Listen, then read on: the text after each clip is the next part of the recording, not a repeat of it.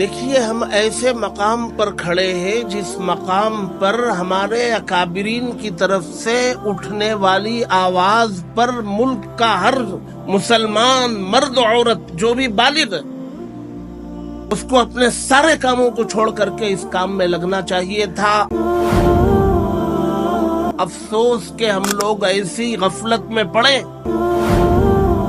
ایک پکا پکایا حلوہ بہترین خوبصورت مقویات ڈال کر مزیدار لا کے ہمیں دیا جا رہا ہے، بھئی آپ اس کو کھا لو، لیکن میں کہہ رہا ہوں کہ بھئی میرا ہاتھ میں اٹھاؤں، پھر حلوے تک لے جاؤں، پھر لقمہ بناؤں، منہ تک لے آؤں، اس میں مجھے بہت تکلیف ہے۔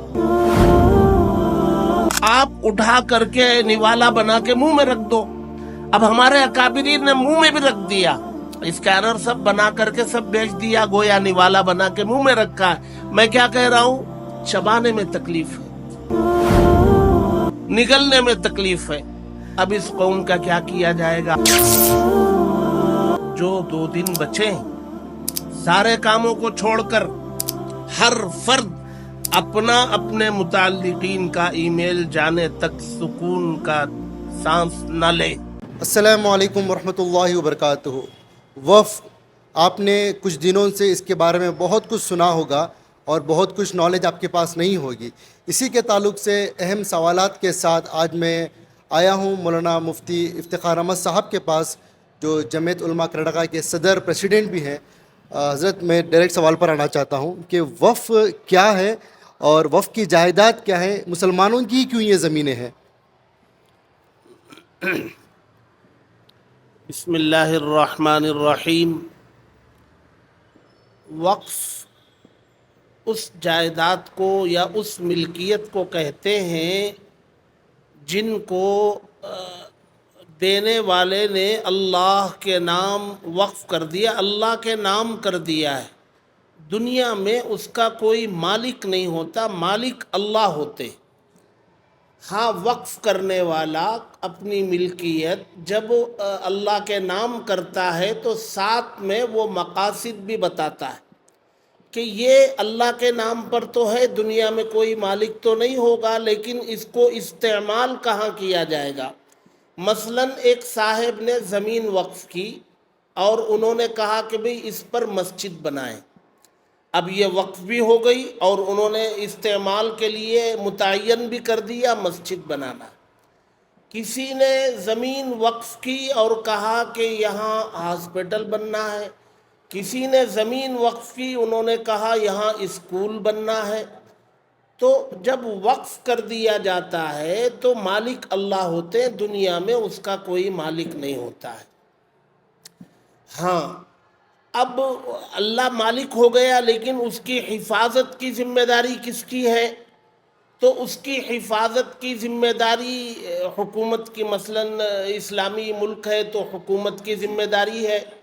اگر اسلامی ملک نہیں ہے تو وہ جیسے زمین کو استعمال کرنے کا جو متعین کیا کہ اس کو کہاں استعمال کرنا ہے، ویسے ہی وہ لوگ یہ متعین کر سکتے ہیں کہ اس کے متولی کون ہوں گے، اس کی دیکھ ریکھ کون کریں گے، اس کی تولیت، ملکیت نہیں، ملکیت مالک ہونا، تولیت کا مطلب واقف نے جس مقصد کے لیے وقف کیا ہے اس زمین کو اس مقصد میں استعمال کرنے کی نگرانی کرنا، غلط سلط ہونے سے بچائے رکھنا، اس کو کہتے ہیں متولی۔ وہ تولیت کس کے پاس رہے گی وہ بھی وہ متعین کر سکتے ہیں۔ ہندوستان میں جب مسلمانوں کی حکومت رہی، اس موقع پر بھی، اس کے بعد بھی ملک کے اندر بہت ساری جائیدادیں مسلمانوں کے فائدے کے لیے، مسلمانوں کو اس کا فائدہ پہنچانے کے لیے وقف ہوئی۔ جب تک مسلمانوں کی حکومت تھی وہ اس کی متولی تھے، وہ حفاظت نگرانی کرتے تھے۔ جب یہاں انگریز قابض ہو گئے تو انہوں نے بھی ان وقف جائیدادوں کی رعایت کی اور اس کو جو ہے انہوں نے وقف کے طور پر اس کو، ان جگہوں کی حفاظت کی، اس کا فائدہ پہنچایا۔ اور اس زمانے میں جو بھی مسلمان تھے ان کو جو ہے اس کی تولیت بھی دی. ملک آزاد ہوا تو جب دستور بنا، کانسٹیٹیوشن بنا، تو اس میں دستور میں یہ دفعہ داخل کی گئی کہ وقف ایکٹ، ایک قانون بنا، ایک دفعہ داخل کی گئی کہ جو بھی زمین وقف ہے وہ زمین وقف ہی رہے گی، اور جن مقاصد کے لیے وقف کی گئی ہے ان مقاصد میں استعمال ہوگی. ان زمینوں کا فائدہ، ان اوقاف کی ملکیت کا فائدہ، جیسے واقف نے شرط لگائی اس کے مطابق، یا شرط نہیں ہے تو عام مسلمانوں کو اس کا فائدہ پہنچنا. تو وہ ایکٹ بنا، اس کے تحت یہاں اوقافی جائیدادوں کی حفاظت ہوئی. پھر جو ہے وقف بورڈ قائم کیے گئے. پھر ان قوانین میں ضرورت کے بقدر 2 مرتبہ ترمیمات بھی ہوئیں، لیکن ان سب موقعوں پر، ان ترمیم امینڈمنٹ کے موقع پر، وہ جو اصل مقصد وقف کا تھا اس کی رعایت کی گئی تھی. لہذا وہ جو بھی ترمیم تھی مسلمانوں نے قبول بھی کیا. اب بھی اگر کوئی قانون میں ایسی ترمیم کی ضرورت پڑتی ہے جس ترمیم سے مسلمانوں کو فائدہ ہی پہنچانا مقصد ہو، نقصان مقصد نہ ہو، تو ہم اس کا ویلکم کریں گے، ہم اس کا استقبال کریں گے کہ بھائی اس کو اور اچھا کرنا چاہ رہے ہیں تو الحمدللہ کرو. لیکن یہ جو بل آئی ہے، یہ بل اس میں مسلمانوں کو فائدہ پہنچانے کا تصور ختم ہے، بلکہ اس میں تصور ہے مسلمانوں کو جو فائدہ پہنچ رہا ہے وہ ختم کیسے کیا جائے. اس تصور کے ساتھ یہ ترمیم امینڈمنٹ بل لائی گئی ہے، جس سے مسلمانوں کو ملنے والے فوائد کو ختم کیا جائے. لہذا اس کو تو کسی حال میں مسلمان قبول نہیں کریں گے. یہ اور بات ہے کہ جو ہے زبردستی تم جو ہے مسلط کرنا چاہو تو جس کی لاٹھی اس کی بھینس والا معاملہ ہوگا. پھر دستور کہاں، کانسٹیٹیوشن کہاں، قانون کہاں، عدل کہاں، انصاف کہاں؟ یہ تو دستوری ملک ہے، تو دستور کے تحت جس کے جو حقوق ہیں وہ حقوق دو آپ.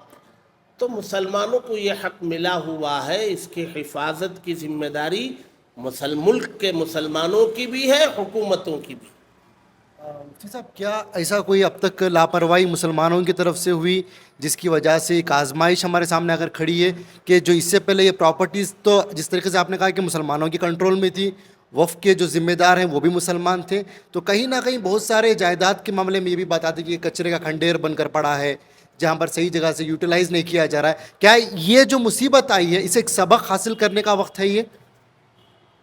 بالکل. دیکھیے، ایک کوئی بھی جائیداد ہے یا بلڈنگ ہے، اس کے متولی کون ہیں، ان متولیوں کو، اور اگر متولی کوئی نہیں ہے، وقف بورڈ اگر کی ملکیت میں ڈائریکٹ ہے، تو ان کو چاہیے کہ ان کی حفاظت، ان کی حد بندی اور اس کو ترقی پر لے جانا اور اس سے زیادہ فائدہ مسلمانوں کو پہنچانے کے لیے کام کرنا، یہ ان کی ذمہ داریوں میں شامل ہے.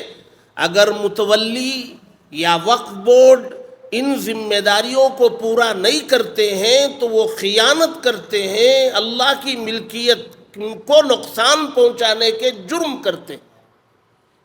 اللہ کی ملکیت کو نقصان پہنچانے کا جرم کرنے والے یہ لوگ ہیں. اگر آپ سے نہیں ہو رہا ہے وقف بورڈ سے یا متولی جو بھی ہے ان سے نہیں ہو رہا ہے تو بھی ہٹ جاؤ یار، کوئی اور آئے گا وہ اس کی حفاظت کرے گا اور اس سے مسلمانوں کو فائدہ پہنچانے کی کوشش کرے گا. وقف بورڈ کو بھی متحرک ہونا چاہیے. جب سے ہمیں عقل شعور آئی، بہت سارے مسائل میں ہمیں وقف بورڈ کی بھی لاپرواہی نظر آئی، اور جو ہے انفرادی طور پر کوئی جماعت متولی ہے یا انفرادی کوئی فرد متولی ہے، ان کی نیتوں میں بھی اخلاص ہمیں دور دور تک نظر نہیں آیا. بھئی جب یہ اللہ کی ملک ہے تو ہمیں کتنا ڈرنا چاہیے. بھئی میری ملک ہے، پڑوسی مجھے تکلیف پہنچا رہا ہے یا قبضہ کر رہا ہے یا جو بھی کر رہا ہے، میرا فرد کا معاملہ ہے بھائی، میں اور وہ ہیں، ٹھیک ہے، تو اللہ کی ملکیت. جتنی عظمت ہمارے دلوں میں مسجد کی ہوتی ہے، کیوں ہوتی ہے؟ یہ اللہ کا گھر ہے، اللہ کی ملکیت ہے. تو اللہ کی ملکیت کی وجہ سے، اللہ کے گھر کی وجہ سے جو ڈر ہے ہمارے دلوں میں، وہی ڈر، وہی خوف، وہی جذبہ ہر وقف پراپرٹی کے بارے میں مسلمانوں کے دلوں میں ہونا چاہیے. مفتی صاحب، وقف کے تعلق سے اللہ کے نام پر مسلمانوں کے فائدے کے لیے جو جگہ دیتے ہیں، کیا اس کا ذکر قرآن میں یا اللہ کے نبی کی زندگی سے بھی یہ چیز ملتی ہے؟ کہ اللہ کے نبی صلی اللہ علیہ وسلم کے زمانے میں ایسے بہت سارے واقعات ہیں. نبی کے زمانے میں حضرت عثمان غنی رضی اللہ تعالی عنہ نے وہ یہودی سے کنواں لے کر کے مسلمانوں کے لیے وقف کیا تھا، جو مسلمانوں کو مدینے میں پانی نہیں دیا کرتا. حضرت عثمان غنی مالدار تھے، انہوں نے وہ کنواں خریدا اور اللہ کے نبی کی خدمت میں پیش کیا. وہ یہودی بیچنے تیار نہیں تھا، تو حضرت عثمان غنی نے کہا کہ بھئی آدھا کنواں بیچ دو، ایک دن میں پانی لیا کروں گا، ایک دن آپ پانی لیا کریں گے. اب جس دن حضرت عثمان غنی کی باری ہوتی تھی، سارا مدینہ بھر لیتا تھا. دوسرے دن وہ فروخت کرنا چاہتا تھا، کوئی لینے نہیں آتا تھا، تو مجبور ہو کر کے دوسرا آدھا بھی اس کو بیچنا پڑا. وہ ایسی کئی باغ اللہ کے نبی کی خدمت میں وقف ہوئے. تو اللہ کے نبی صلی اللہ علیہ وسلم کے زمانے سے یہ سلسلہ چلا آ رہا ہے. اس کے قوانین ہیں، اس کے اصول ہیں، اس کے ضوابط، وہ باقاعدہ نبی کے زمانے سے سلسلہ چلا آ رہا ہے. مفتی صاحب، ایک آخری سوال میرا یہ ہے کہ ایک مصیبت کی گھڑی ہمارے اوپر ہے، ایک قانون بننے جا رہا ہے، اور قانون بننے سے پہلے جوائنٹ پارلیمنٹری کمیٹی تک ایک میل جانا ہے، جو آل انڈیا مسلم پرسنل لا بورڈ نے بھی ایک اسکینر اور ایک لنک جنریٹ کیا ہے. افسوس کی بات یہ ہے کہ ایک 4-5 دنوں سے یہ زیادہ اسے زور بھی دیا گیا، تو ایک رپورٹس آنے لگیں کہ پہلے 8 لاکھ رجسٹر ہوئے، پھر 12 ہوئے، اب شاید 50 لاکھ کا کچھ ڈیٹا بتایا جا رہا ہے، جبکہ 20 کروڑ کی آبادی، مسلمانوں کی 20 کروڑ کی آبادی سے یہ مطالبہ کیا گیا تھا کہ اگر آپ اس کی مخالفت کرنا چاہتے ہیں، جو بھی اپنی رائے دینا چاہتے ہیں دیں. لیکن ابھی بھی لگ رہا ہے کہ بہت سارے مسلمان اس سے بے خبر ہیں. اب کیا کہنا چاہیں گے؟ کیا آپ کی آخری اپیل ہوگی، کیونکہ 2 دن بچے ہیں ہمارے پاس؟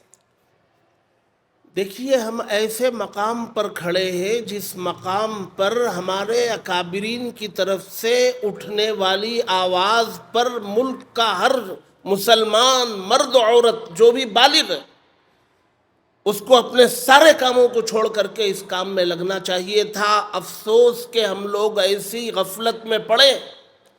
ایک پکا پکایا حلوہ بہترین خوبصورت مقویات ڈال کر مزیدار لا کے ہمیں دیا جا رہا ہے، بھئی آپ اس کو کھا لو. لیکن میں کہہ رہا ہوں کہ بھئی میرا ہاتھ میں اٹھاؤں، پھر حلوے تک لے جاؤں، پھر لقمہ بناؤں، منہ تک لے آؤں، اس میں مجھے بہت تکلیف ہے. آپ اٹھا کر کے نوالا بنا کے منہ میں رکھ دو. اب ہمارے اکابرین نے منہ میں بھی رکھ دیا، اسکینر سب بنا کر کے سب بھیج دیا، گویا نوالا بنا کے منہ میں رکھا ہے. میں کیا کہہ رہا ہوں؟ چبانے میں تکلیف ہے، نگلنے میں تکلیف ہے. اب اس قوم کا کیا کیا جائے گا آپ بتائیں؟ جو 2 دن بچے، سارے کاموں کو چھوڑ کر ہر فرد اپنا اپنے متعلقین کا ای میل جانے تک سکون کا سانس نہ لے. یہ اگر کریں گے تو ہم ایک نشانے تک پہنچ سکتے ہیں. تو جزاک اللہ خیر مفتی صاحب، آپ نے اپنا قیمتی وقت دیا، اور میں عوام کو بتا دینا چاہتا ہوں کہ ہمارے پاس بہت کم وقت بچا ہے. جس طریقے سے مولانا نے بڑی فکر کے ساتھ یہ بات کہی کہ بنایا ہوا نوالا ہمارے سامنے ہے، اس کی مثال یہ دی گئی کہ میل ڈرافٹ پورا بنایا گیا ہے، پورا سسٹم بنایا گیا ہے، صرف آپ کو اس لنک کو یا QR کوڈ کو اسکین کر کے بس اپنا میل جو ہے درج کروانا ہے. انشاءاللہ اس سے بہت بڑا فائدہ ہوگا. انشاءاللہ اگلے ویڈیو میں ہم ملیں گے مفتی صاحب کے ساتھ، انشاءاللہ اگلے سوالات کے ساتھ آپ کے سامنے دوبارہ پیش ہوں گے. جزاک اللہ خیر. السلام علیکم.